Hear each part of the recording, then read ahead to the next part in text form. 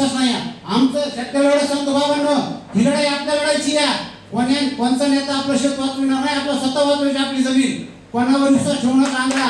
आतापर्यंत जेवढे आंदोलन शेतकऱ्याचे ते शेतकऱ्याचे पोराने केले, पण नेत्याने केले. लक्षात ठेवा, हे सरकार हिटलरशाही आणि जनरल डायरेक्ट सरकार आहे. साहेब, कोटड्यामध्ये तुम्ही 400 कोटी सोडले 12 शेतकऱ्याला. विचार करा तुम्हाला काय करायचं होतं. आणि काल आमच्या सदपूर गावड्याचे पहिला सांग भरले, मला वाटतं कचवे आंदोलन भरले 4 माणसं. तुम्ही आंदोलन सोडायला पण साहेब आले नाही. साहेब तिथं आमचे संघर्ष होता म्हणून त्याला सणा गेला आंदोलन सोडायला. तुमचा तिथं साधा प्रतिनिधी सुद्धा उभा नाही. खासदार साहेब होते त्या निश्चित, तुमचे पीआय साहेब आले आंदोलन सोडाय. म्हणजे काय चाललंय मला एवढं सांगायचं शेतकऱ्यांना, कुठल्या नेत्यावर कुठल्या ह्यांच्यावर कसला भरोसा ठेवू नका. माई सांगतो गोल गोल बोलते ना आणि रानात रोड घालते आपल्या. त्यासाठी आपल्याला